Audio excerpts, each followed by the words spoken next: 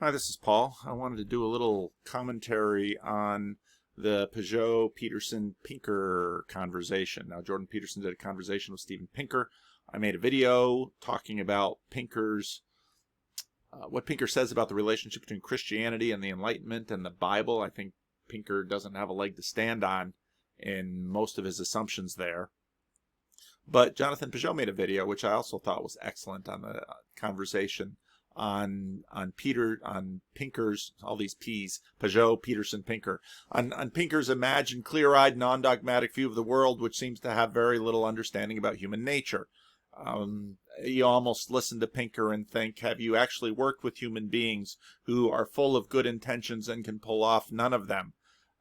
And that's not just us as individuals. When we do that as groups, we do that, we're even worse at it.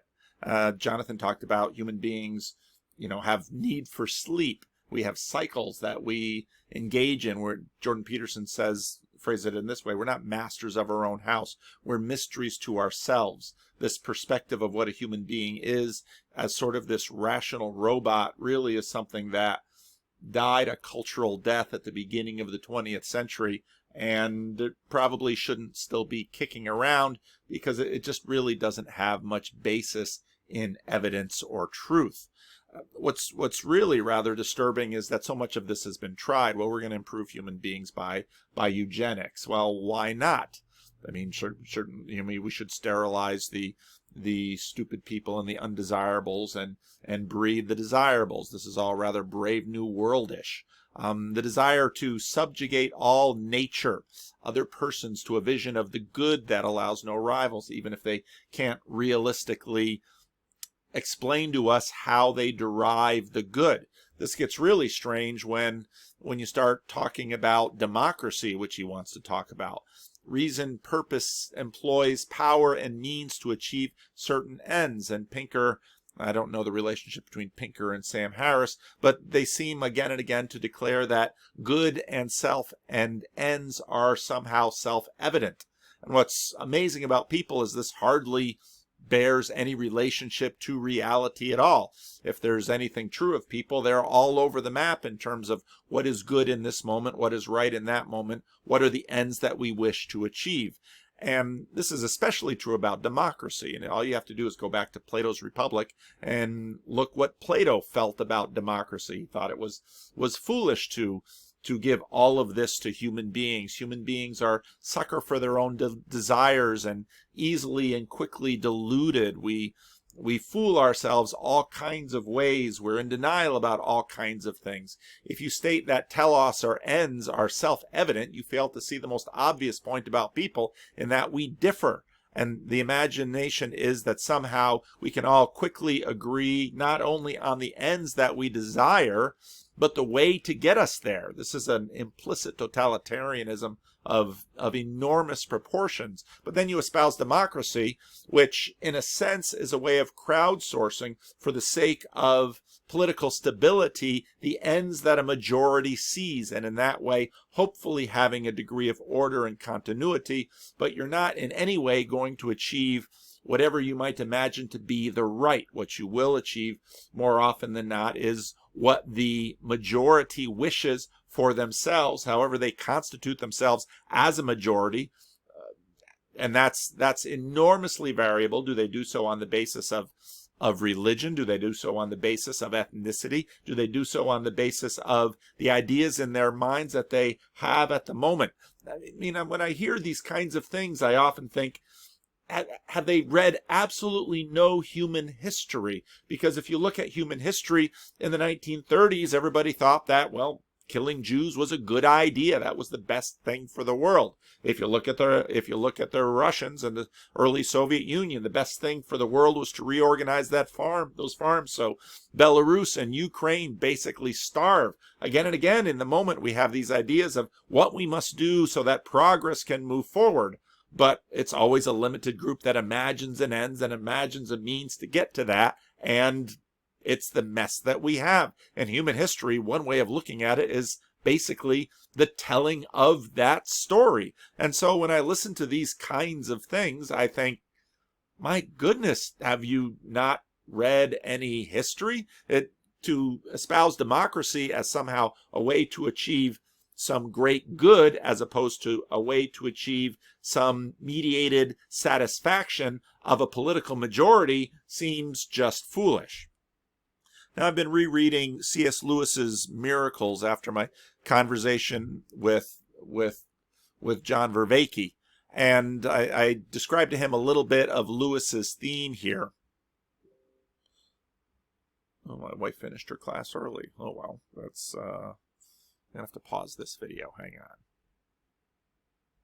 Now I don't know the details of Pinker's thought, but I suppose it's a sort of naturalism, and I'm going to get into this video what basically is, well, this is at least C.S. Lewis's treatment of naturalism, and he calls supernaturalist or supernaturalism. I wouldn't want to use that word, but that's what Lewis is saying, but in many ways, Pinker's imagination, not only of human beings, as Jonathan Pageau rightly critiques, but also of how the world works,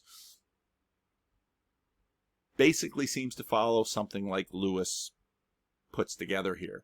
Now, I should do a words that fudge on nature, because I think I'm making more and more progress in terms of understanding so often what we mean by nature and how the definition of this word nature has changed throughout time. But I'll start by reading a little bit of this paragraph. This is Lewis's definition. Before the naturalist and the supernaturalist can begin to discuss their differences of opinions, they must surely have an agreed definition of both nature and supernature. But unfortunately, this is almost impossible to get such a definition. Just because the naturalist thinks that nothing but nature exists. The word nature means to him merely everything, or the whole show, or whatever there is. And if that is what we mean by nature, then of course nothing else exists. The real question between him and the supernaturalist has evaded us. Some philosophers have defined nature as what we perceive with our five senses, but this is also unsatisfactory, for we do not perceive our own emotions in that way, and yet they are presumably natural events. In order to avoid this deadlock and to discover what the naturalist and the supernaturalist are really differing about, we must approach our problem in a more roundabout way. I begin by considering the following sentences. Are those his natural teeth or a set? A dog in his natural state is covered with fleas. I love to get away from tilled land and metalled roads and be alone with nature. Do be natural. Why are you so affected? It may have been wrong to kiss her, but it was very natural. A common thread of meaning in all of these usages can easily be discovered. The natural teeth are those which grow in the mouth. We do not have to design them, or make them, or fit them. The dog's natural state is the one he will be in if no one takes soap and water and prevents it. The countryside where nature reigns supreme is one where soil, weather, and vegetation produce their results unhelped and unimpeded by man. Natural behavior is the behavior which people would exhibit if they were not at pains to alter it. A natural kiss is the kiss which will be given if moral or prudential considerations do not intervene. In all the examples, nature means what happens of itself or of its own accord, what you do not need to labor for, what you will get if you take no measures to stop it. The Greek word for nature, physis, is connected with the Greek verb for to grow, Latin natura, with the verb to be born. The natural is what springs up, or comes forth, or arrives, or goes on, of its own accord. The given, what there is already, the spontaneous, the unintended, the unsolicited. What the naturalist believes is that the ultimate fact, capital F, the thing you can't get, you can't go behind, is a vast process in space and time which is going on of its own accord. Inside that total system, every particular event, such as you're sitting reading this book, or listening to it, happens because some other event has happened. In the long run, because the total event is happening. Each particular thing, such as this page, is what it is because other things are what they are. And so evidentially, because the whole system is what it is. All goes on its own accord, except in the sense that it exists at some particular place and time. That general existence on its own, or behavior of its own accord, which belongs to nature, the great total interlocked event as a whole. Thus, no thoroughgoing naturalist believes in free will, for free will would mean that human beings have the power of independent action, the power of doing something other, more or other than what was involved in the total series of events. And any such separate power of originating events is what the naturalist denies. Spontaneity, originality, actions on its own is a privilege reserved for the whole show, which we call nature. And you can see many times people, this is the basic definition I hear used by people. Things are going on outside of human intervention. So when we eat natural foods or organic foods, we are not using artificial fertilizer, which for the most part have been created by the fixation of nitrogen. We use processes that could be found apart from human intervention, even though obviously to get the loaf of bread or the produce to the store, there's plenty of human intervention going on. We call that natural. It goes of its own accord. Now, I was just thinking when I was leaving to visit the sick, that in a sense, what Aristotle does, and I'm going to have to look into this more, what Aristotle really tried to do was unite the system when he imagined that, let's say, things fall because the clump of earth loves the rest of the earth and wishes to be united with it. And again, I could be totally wrong with this, and I'll hear about it in the comment section. In a sense, it's eros everywhere, everything wanting the other, and so that's why things fall. That's why you get the Aristotelian imagination of the four elements. So elements act in this way. That's the older system. But in a sense, you can understand why the interest and desire for such a system, because what it avoids is this fact of language, and I would assert fact of human interaction and experience, that asserts there is not in fact one whole show, which naturalists seem to continue to want to profess, even if they can't live it out. To be fair, Christians profess things they can't live out too, but that everything is finally the whole show. That's C.S. Lewis's point here. So there are two kinds of things in the universe, basically. There's group A, things that go on their own. So I've got my cell phone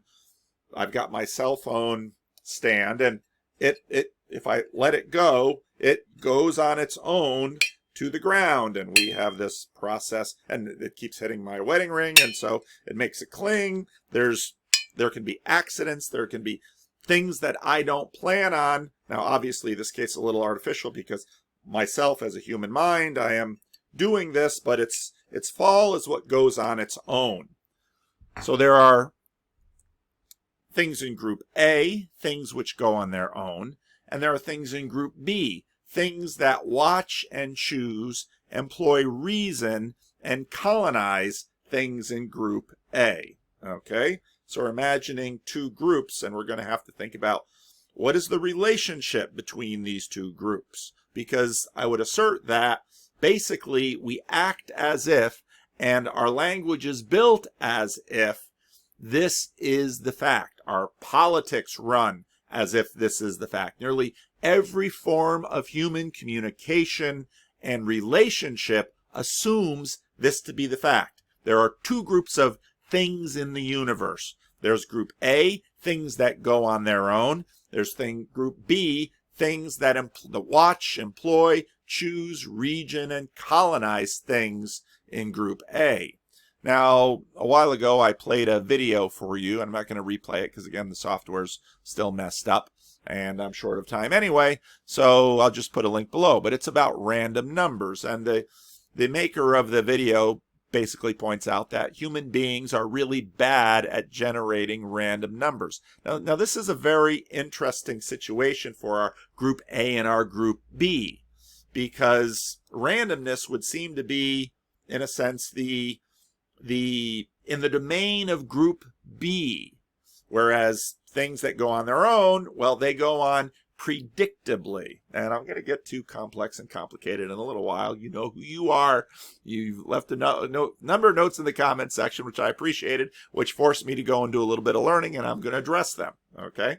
So group A and group B. Random numbers are very interesting because they're sort of in the domain of group B, but they're this seeming exclusion. Now, Lewis actually does treat that in his book Miracles, and he says these are probably subnatural, but they demonstrate not only the lived skepticism of naturalism, things simply being the whole show, but also the scientific skepticism that there are whole groups of things that are in fact random to us. Human beings don't do random. If we ask you to pick numbers between 0 and 10, most of you will pick 7. Then we get into the range of probability. We can sort of plot probabilities, and even if we're looking at strontium 90 and measuring that as he does in this video, we're looking for randomness. But it's important to understand what we mean by randomness. We mean that no human, being an element of group B, rational watcher or agent, can predict in an instant where this electron is going to fly. We can't predict. If you truly have a random number generator, you can't predict what's going to happen. Okay? But it's important, again, that we not lose sight of the subject in this, that the subject is deeply involved in this entire conversation from the beginning.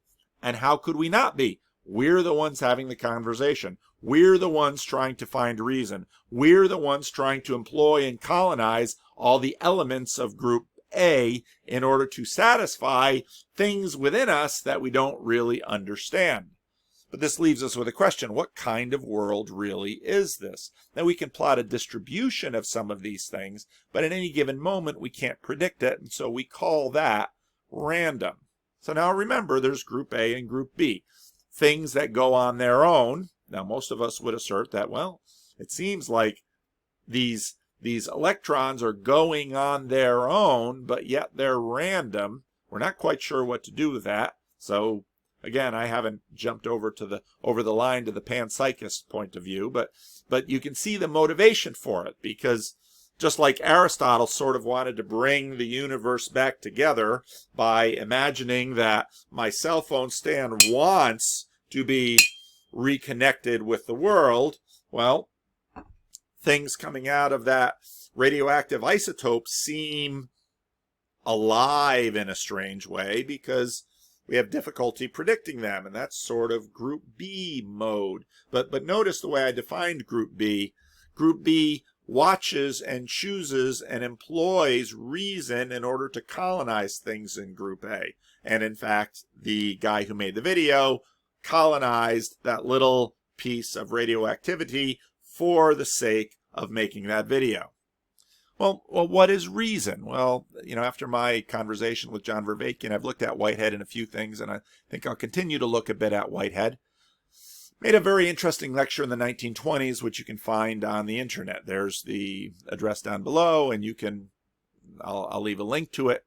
He talks about purpose and reason, because what he's noticing is basic issues with the Darwinian worldview that was very much well underway by the 1920s, that have difficulties obviously with purpose and reason. But the point to which I wish to draw attention is the massive evidence lying outside the physiological method, which is simply ignored in the prevalent scientific doctrine. The conduct of human affairs is entirely dominated by our recognition of foresight determining purpose, and purpose issuing in every conduct. Almost every sentence we utter and every judgment we form presuppose our unfailing experience of this element of life.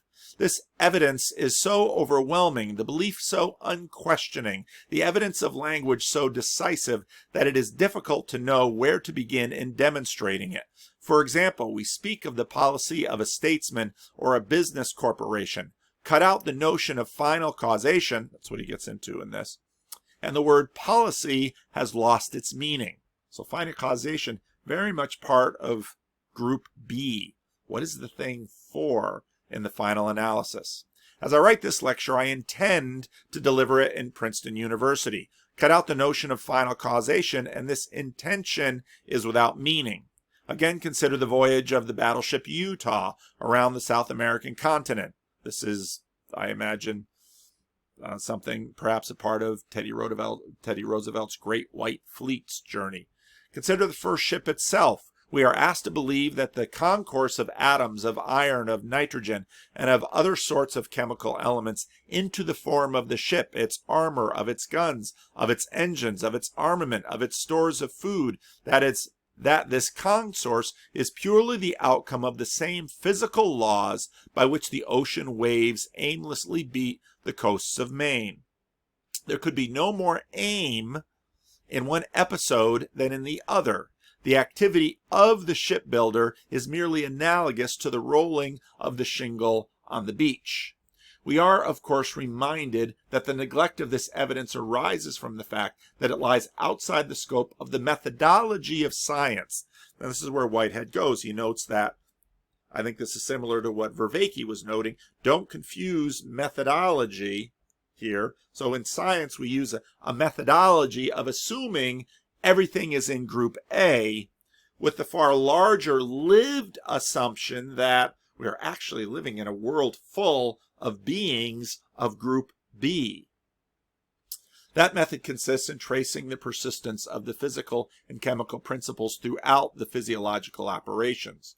The brilliant success of this method is admitted, but you cannot limit a problem by reason of method of attack. The problem is to understand the operations of an animal body. There is clear evidence that certain operations of certain animal bodies depend upon the foresight of an end of a purpose to attain it. There is no solution to the problem to ignore this evidence because other operations have been explained in terms of physical and chemical laws. The existence of a problem is not even acknowledged. This is his critique of Darwinianism. The existence of a problem is not even acknowledged. It is vehemently denied. Many a scientist has patently designed experiments for the purpose of substantiating his belief that animal operations are motivated by no purposes. He has perhaps spent his spare time in writing articles to prove that human beings are as other animals, so that purpose is a category irrelevant for the explanation of their bodily activities. His own purpose of proving that they are purposeless constitutes an interesting subject for study. Again, there's two kinds of things in the universe. There's Group A and there's Group B, but now we just have to sort of ask, are A and B totally discontinuous sets of things? Or are A and B actually one kind of thing on a spectrum? This is where you get into, well, the question of naturalism, because naturalism basically says there is no Group B. Now, at our meetups, we've had the dreaded free will argument for a number of sessions, because one member of our group has, at every meeting, wanted to argue free will and found, as you can find in our meetup groups, willing takers for just about any kind of argument, even for argument's sakes. And so Group A says things that go on their own. Group B, things which choose, use reason, colonize in Group A. Now again, reason, if you read Whitehead, reason is being able to employ, strategize, move for an outcome. Now again, I'm not totally divorced from Steven Pinker's world, because Steven Pinker would act as if he's part of Group B, certainly, but the question for Pinker would be, do you acknowledge that Group B exists? Because Group B, you imagine that human beings are so thoroughly rational in this regard, and that the purposes and ends which human beings seek are all extremely self-evident, so that people would not differ on them. Not only self-evident in terms of destination, but also, we would imagine, getting self-evident in terms of manner by which you can pursue that destination, which, again, if you read Whitehead, is part of reason. Now you have Sam Harris determinism, which this particular member of our meetup kept wanting to argue, basically argues that there is no group B. What that does, as I briefly mentioned in my John Vervaeke video, is that in a sense consigns us to delusional ALS victims. ALS is Lou Gehrig's disease, where bit by bit you are locked in the inside of your body, and even though inside, to the best of our knowledge, you're still in there, and we all know what that sentence means, even though we're not exactly sure what that sentence means. Now we're in the mind-matter issue, which I want to very much make a video about. But we imagine that we're acting, but we're locked inside, making this entire argument extremely pointless, which is why a whole bunch of people in the meetup got very frustrated. And when one group was going off to talk about free will, a whole bunch of people was like, I don't want to have that argument again because it's pointless. Because if we're delusional ALS victims, then, well, that argument just gets boring after a while. And if we're actually just simply trapped in the delusion that we have free will, well, we might as well be having a delusion that we enjoy. Now, Peterson, again, consistently says that we act as if we are Group B, and you are a vital part of it. And in fact, if you don't do that, you quickly find yourself deep within the meaning crisis. This is almost a definition of what the meaning crisis is about. There is no other choice at all about this if you want to have meaning and play at the game of life. So, okay, Stephen, you want to very much be in Group B, and you want to very much colonize the rest of the world. You've still got the problem of the self-evident good. In fact, naturalism has a huge problem, which C.S. Lewis points out, not only of coming to consensus surround the good, even if we could adequately approximate what consensus is, besides tribalism and factioning, which is mostly how we do it now. C.S. Lewis notes that those men who believe in the whole show stand up and act like they are a part of Group B when something happens that threatens the good as they imagine. Besides reasoning about matters of fact, men also make moral judgment. We say, I ought to do this. I ought not to do that. This is good. That is evil. Two views have been held about moral judgment. Some people think that when we make them, we are not using our reason. This would imagine that we have some faculty that by which we have a sense of morality. Our conscience might be the experience of that faculty, that somehow we know good and bad. That's not Lewis's take, but are employing some different power. Other people think that we make them by our own reason, and Lewis keeps capitalizing reason with an R, talking about reason as such. Lewis is a pretty ardent Platonist, and so in a sense the form of reason. I myself hold this second view. This is, I believe, the primary moral principles on which all others depend are rationally perceived. We just see, Alvin Plantinga might say this is basic to us. We just see that, and by saying that, I don't mean that it's self-evident to us, but that it doesn't require some evidentialist satisfaction. This gets into Alvin Plantinga's ideas of what we justified belief in, that whole thing. We see that there is no reason why my neighbor's happiness should be sacrificed to my own, as we just see that things are equal to the same thing are equal to one another. If we cannot prove either axiom, that is not because they are irrational, but because they are self-evident and all proofs depend on them. Their intrinsic reasonableness shines by its own light. It is because all morality is based on such self-evident principles that we say to a man, when we would recall him to right conduct, be reasonable. But this is, by the way, for our present purposes, it does not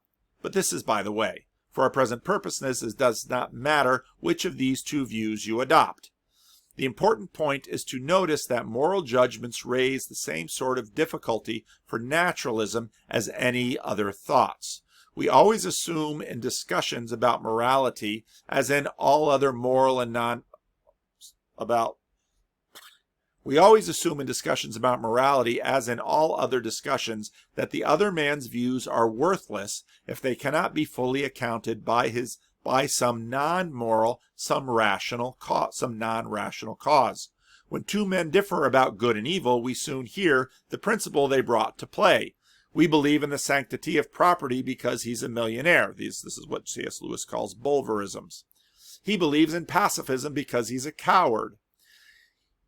He approves of corporal punishment because he's a sadist. Such taunts may often be untrue, but the mere fact that they are made by one side and hotly rebutted by the other shows clearly what principle is being used. Neither side doubts that if they were true, they would be decisive. In other words, if we simply appeal to elements within the human being, I have a lot of money and so I'm biased about property.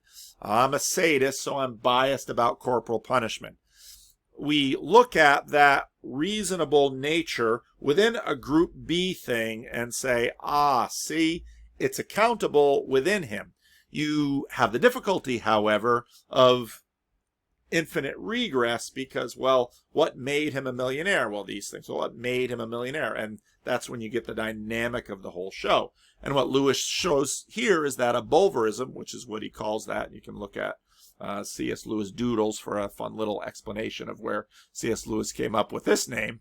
But if you're always playing in this way, none of us are ever satisfied. We always sort of want some concrete view of right and wrong. And even though we all want this, it often eludes us. Neither side doubts that if they are true, they would be decisive. No one in real life pays attention to any moral judgment which can be shown to spring from non-moral and non-rational causes. The Freudian and the Marxist attack traditional morality precisely on this ground and with wide success. All men accept the principle. And again, you can read more about C.S. Lewis and morality in his book, The Abolition of Man. But of course, what discredits particular moral judgments must equally discredit moral judgment as a whole. If the fact that men have such ideas as ought and ought not at all can be fully explained by irrational and non-rational causes, then those ideas are an illusion. The naturalist is ready to explain how the illusion arose. Chemical conditions produced life. Life under influence of natural selection produced consciousness. Conscious organisms which behave in one way live longer than those which have in another. Living longer, they then more likely to have offspring, inheritance, and sometimes teaching as well, pass on their mode of behavior to their young. Thus, in every species, a pattern of behavior is built up. In the human species, continuous conscious teaching plays a larger role in building it up, and the tribe further strengthens it by killing individuals who don't conform. They also invent gods, who are said to punish departures from it. Thus, in time, there comes to exist a strong human impulse to conform. You can basically hear Dillahunty trot out this argument with Jordan Peterson. It hasn't changed much in a very long time. But since this impulse is often at variance with other impulses, a mental conflict arises, and the man expresses it by saying, I want to do A, but I ought to do B. And again, if you re-listen to Jordan Peterson talk to Matt Dillahunty, this is exactly where they engage, and Peterson keeps trying to show Dillahunty that you've got assumptions in here, and these are purely assumptions. And if your moral system is based on irrational assumptions, this is something we find deeply unsatisfying. This account may or may not explain why men do in fact make moral judgments. It does not explain how they can be right in making them. Because, of course, the way we generally use it is, now I'm speaking of myself, I'm not reading, the way we generally use it is right in service of goal X, or right in service of outcome Y. This is for the preservation of the species. This is for the greater good. But what you find again and again in nearly every argument, human beings kind of do little A/B testing. Shouldn't use A/B testing because I'm using A/B in this video for something else. You're using XY testing in terms of relative goods. Well, it's better that I not starve to death than starve to death. Well, it's better that I make up with my neighbor than kill my neighbor. And we say, okay, I've got ideas of better and worse, therefore I know the good. Well, what happens, though, is that the world gets increasingly complex, and you have all of these sort of situations in which, well, good becomes a pragmatic tool by which I pursue some other thing. Now we're using reason as a means by which we try to bring events from A to B, that we try to colonize elements in group A in order to achieve certain arranged outcomes C, and it's a member of group B that pursues it. All right? And Lewis says, but that doesn't really give you any sense of right. For example, if the German people decide that we can cohere better as a nation by blaming the Jews for everything, well then, that's good. Well, obviously not if you're a Jew, and most people today would look at that and say, no, that's not good. And you might say, okay, why isn't it good? Well, because you shouldn't treat people differently on the basis of their race or ethnicity. And we would say, that sounds good. How do we know it's good? Maybe it's a bad game, and maybe in the end, the ethnic nationalists win over credo nationalists. See, that's the video I made that I still can't produce. So, right away you get into these questions of, well, all of these judgments are within time frames. And this is where we get to the problem of random. Well, is that good? You'd have to say, good for what? Good in order to achieve what end? Can we talk about something being good in itself? Back to the reading. This account may or may not explain why men do in fact make moral judgments. It does not explain how they could be right in making them. It excludes indeed the very possibility of being right. For when I say I ought, they certainly think that they are saying something, and something true, about the nature of a proposed action, and not merely about their feelings. And again, when they say I ought, what they in fact have in mind is a telos, a destination, an end. But is that end good? Well, and at what point in history can any person within group B be able to make that judgment and then colonize and employ elements in group A, or even in fact other elements in group B, in order to achieve it? But if naturalism is true, I ought is the same sort of statement as I itch, or I'm going to be sick. In real life, when a man says I ought, we may reply, yes, you're right. That is what you ought to do, or else, no, I think you're mistaken. But in a world of naturalists, if naturalists really remember their philosophy out of school, the only sensible reply is, oh, are you? Do you itch? Oh, I'm sorry, you itch. All moral judgments would be statements about the speaker's feelings, or I would add, preferences, mistaken by him for statements about something else, the real moral quality of action. And you can see Lewis's Platonism shining through here. Such a doctrine, I have admitted, is not flatly self-contradictory. The naturalist can, if he chooses, brazen it out. He can say, yes, I quite agree that there is no such thing as right and wrong. I admit that no moral judgments can be true or correct, and consequently that no one system of morality can be better or worse than any other. All ideas of good and evil are hallucinations, shadows cast on the world by the impulses by which we have been conditioned to feel. So in other words, I saw I saw a bad thing happen to me, therefore I feel it's wrong.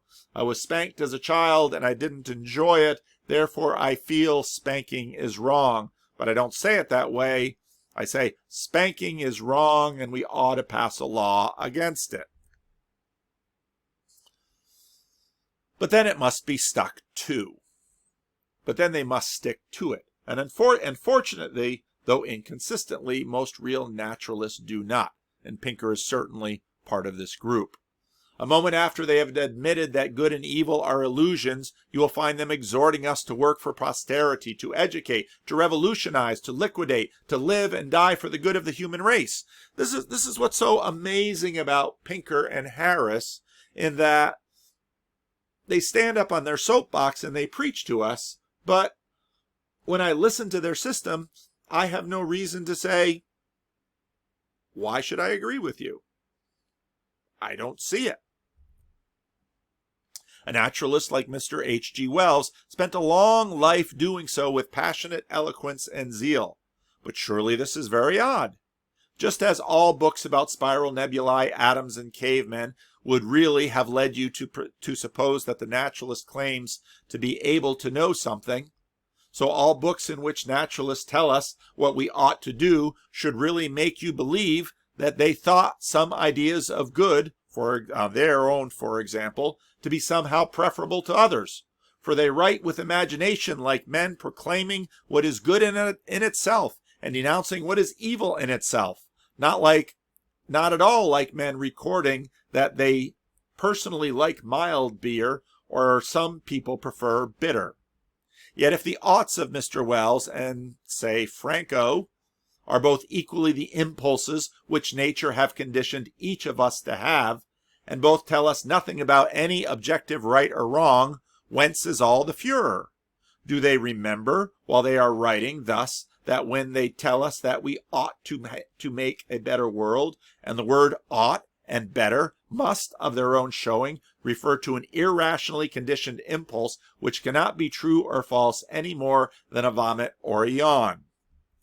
In other words, you have Group A and Group B. And what naturalism essentially says is there's no such thing as Group B, but we can't help but act as elements of Group B. And so elements of Group B will keep trying to convince other elements of Group B to line up and work in coordination so that everything in Group A can be arranged to work in and of itself to achieve the imagined utopia, without really being able to in any way dispel the kind of disagreements that bar us. And so they're good human beings, and so they try to use influence, they write books, they go on YouTube, they try to convince us. But again, right from the start, they act as elements of Group B, denying that such things are true.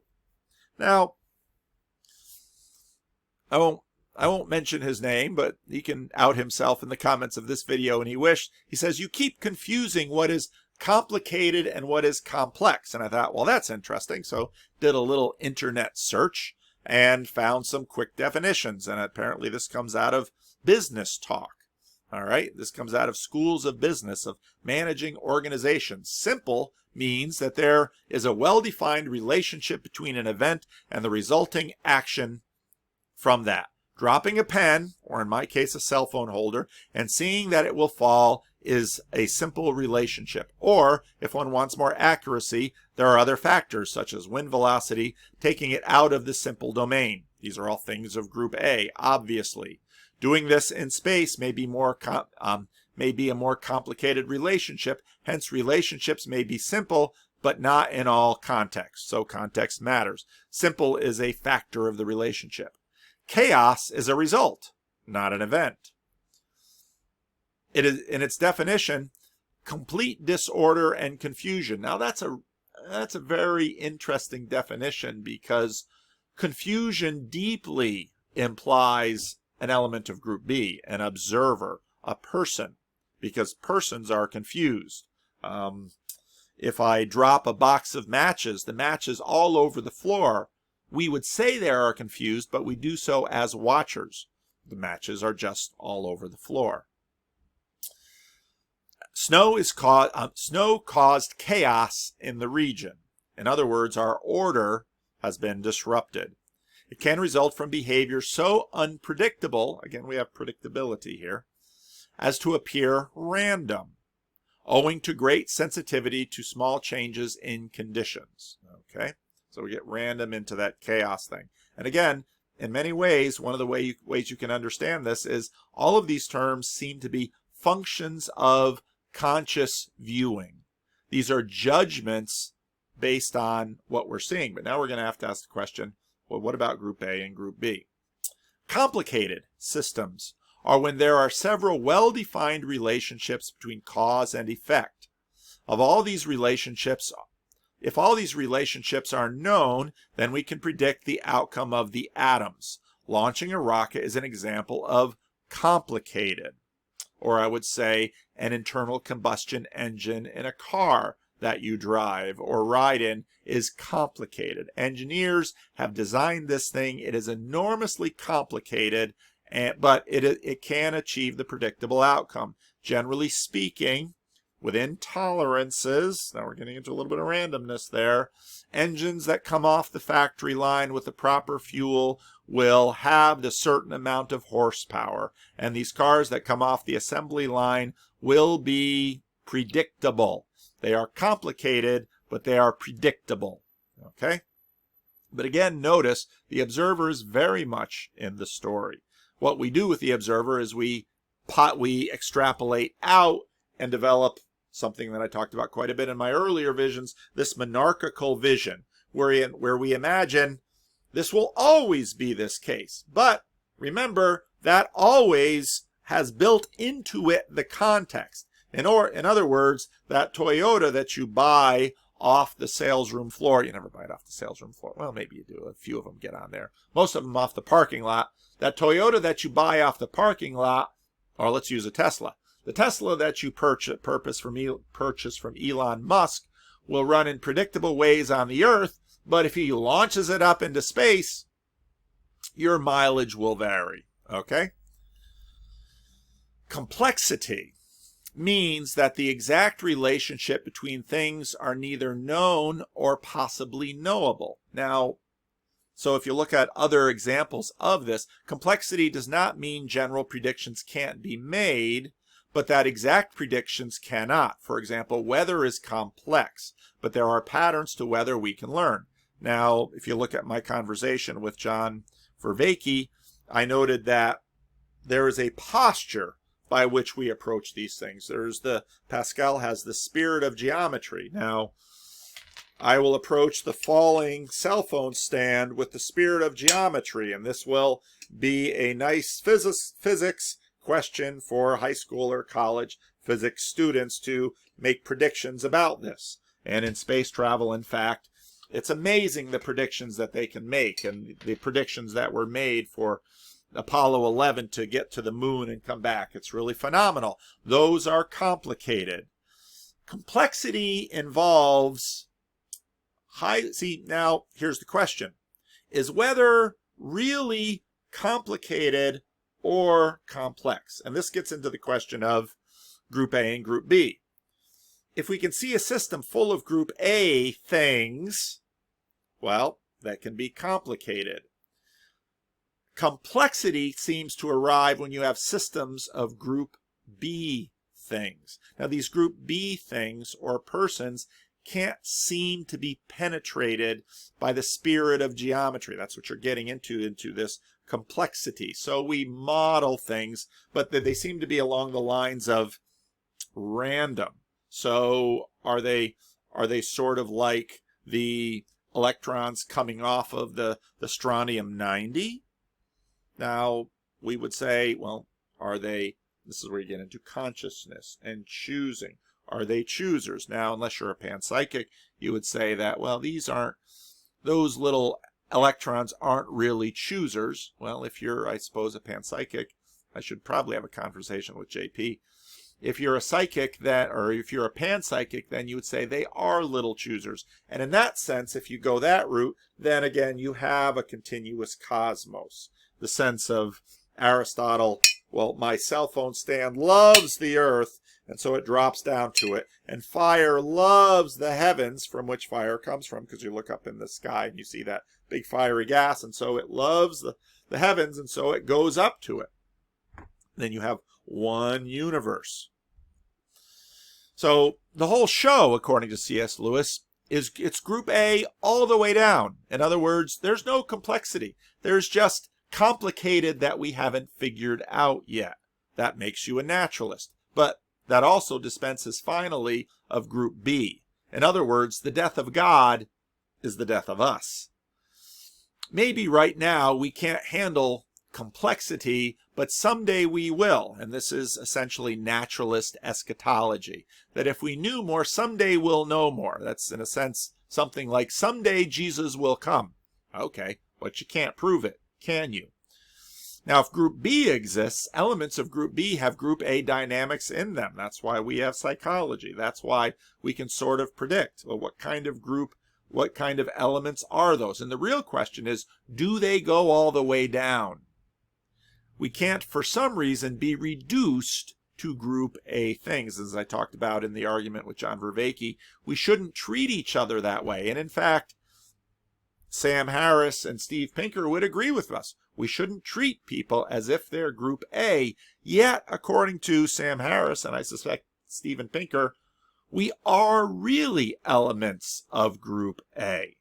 But that then leaves you with the problem of the I, me. Well, what's doing the observing? And is this observation and this choosing and this colonizing and reason itself, is it actually real? Because the irony of this sort of thinking is that reason itself then sort of becomes an illusion, as does purpose, as at least as Whitehead laid it out.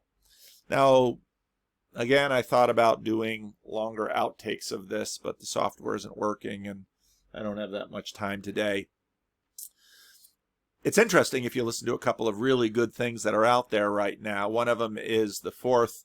I really enjoyed the first episode of Eric Weinstein's Portal, and I also enjoyed the fourth episode where it talks about preference falsification. Now this gets really interesting because, again, we can't seem to escape treating other people as part of group B, even though we very much want to make them into part of group A and exclude ourselves from that. I alone am a member of group B and the rest of the world is group A. That's sort of a weird solipsism, and that I think is really spoken about in Genesis chapter 3. People express false preferences for social and safety reasons, and this mucks up markets. And that's where you get these cascading effects. Like, well, before the election, nobody said they were voting for Trump, but Trump won. Well, how do you explain that? It's a wonderful podcast, but it very much assumes Group B. Lots of Group B people in there having preference falsification. If you say there is no such thing as Group B, then that's just another example of Group A. But again, we're delusional ALS victims just watching this show, working out our own determined script. Another terrific video, The War on Sense Making by David Smackenberger. Yeah, you thought VanderKlay was hard to say, or hard to spell. Truth and truthfulness. Again, I thought this whole video was really terrific. We are depending upon Group B signalers, and so we have problems in sense making to make sense. But if you listen to more of it, you notice that we are all these little Group B'ers trying to figure out the world as if it's Group A so that we can make a map. Well, what is the map used for? The map is used for Group B persons in order to navigate the world and employ Whiteheadian reason upon the world in order to achieve outcomes that we enjoy. Group B'ers use maps plus reason to achieve outcomes. That process isn't always truthful, and this is what he talks about, that, well, we are watching each other watch each other, and so some of this false signaling, this preference falsification is in fact something that we are doing to each other, and it's mucking up. And what he argues is that, well, we should stop doing that, stop polluting the world with untruth. And that's a fine admonition, but there are reasons that we're doing it.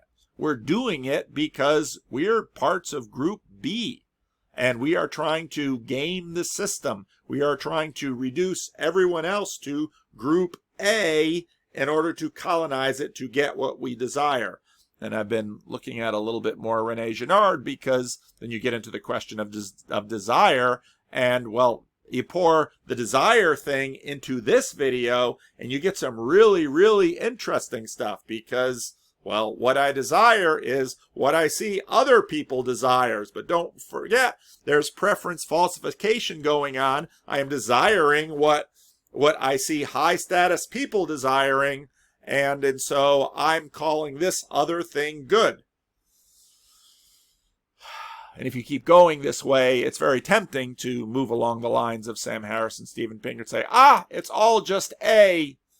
But again, once you make that move, you in a sense slit your own throat epistemologically, because you can't be a chooser then either. So there's a reason we act the way they do. Now, what this video, the War on Sense Making, notes that, in fact, human beings now, with our very powerful tools, such as corporations, giant things, powers and principalities that are, in a sense, giant factor B things full of Group A things that we can sort of watch, but yet play within, backed by AI, are now massive wanters and choosers. And so again, in some ways, I was thinking about this today. I was thinking, good old Aristotle had a point. Nobody's going to say that I guess the panpsychics might, that my cell phone wants to fall because it wants to be reunited with the earth from which this metal came from. It loves the earth. Well, the nice thing about that language game is at least it's one game. And right now we have this two-mode game of things in Group A and things in Group B. And now naturalists, again, in a sense, want to reunite the world and say, oh no, it's all Group A. But they can't live it. They can't begin to live it. And so the kinds of Pollyannish imagination that Steven Pinker, well, we're going to have democracy. Why would you have democracy? Read Plato. You wouldn't have democracy if everyone votes for something wrong. Well, that whole system just breaks down again and again. And that's the end of the slideshow. So, I don't know, did this make any sense? Did you find the Group A, Group B naturalism thing helpful? Hopefully this software bug will get worked out and I won't have to use the Zoom program to make videos, which isn't quite as handy. But I wanted to get a video out today. It's about an hour, so I've done my due diligence. There you go, Julian and the Welders. I've given you an hour's worth of listening.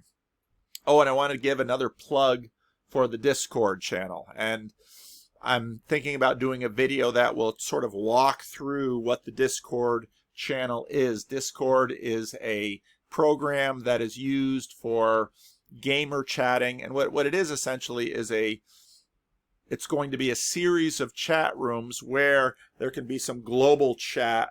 So there's a bridges of meaning metaphor that we're using. And so right now the Golden Gate Bridge is sort of the mothership. Now there's a link down below, and I might have to refresh those links because it's growing. But basically this arose out of the desire of our meetup to help people be able to discuss these kinds of ideas. Jordan Peterson stuff, John Vervaeke stuff, Meaning Crisis stuff, Jonathan Pageau stuff that I do on my videos, stuff that Randos United, that's now sort of become a sub-channel. Karen Wong and her Meaning channel is producing videos. Quality Existence, Sevilla King, she's producing videos. We've got all these videos being produced right now. And as many of you know, not all of you have people to talk with about this. And YouTube comments do well, but there's a liveness to the Discord server that a lot of people have found very enjoyable. So not only is there sort of sequential chat on the Discord server, which tends to be live, we're also doing some breakout voice-only groups, and some of those conversations are being recorded, and we'll figure out how to get those links out to you. Now, all of this is in order to multiply the number of conversations. And we're not doing this in any way to displace local meetups, where in fact we have some plans about how to help people who are in different areas geographically to find each other. And again, the Discord channel will be handy with that. Are you in Chicago? I'm in Chicago. I created a Google map called Buckos in Space where you can drop a little pin in someplace near your home if you want to be discreet. But so that people can sort of find each other to have these conversations. So we want to have conversations going online, and then we want to help groups have meaningful conversations in their locality as well. And this isn't just me. You know, in many ways for me, this is what I do as a pastor. I like organizing groups and helping people get together and talk, and I believe good things come out of that. Now, I also as a minister believe that actually this is very much in alignment with my ministry. But if you're an atheist and you know nobody's going to convince you, but you love the hangouts and the meetup groups, go for it. You'll not be excluded. You're in fact more than welcome, as are Christians of many sorts, including heretics. So that's what we're doing with the Discord server. If you haven't tried it out, click on the link. You have to sort of install a program and get on, and there's a little bit of a learning curve in terms of finding out where the conversations are, how to join the audio conversations as they're going.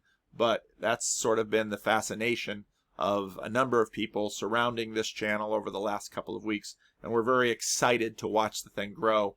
I was just listening to a Rebel Wisdom, I don't remember, Jay so-and-so. It was about the IDW, and David Fuller mentioned that you know he hadn't felt the same kind of excitement since the Jordan Peterson thing, and I could understand that. I've talked to a lot of people that Peterson hasn't produced any new material.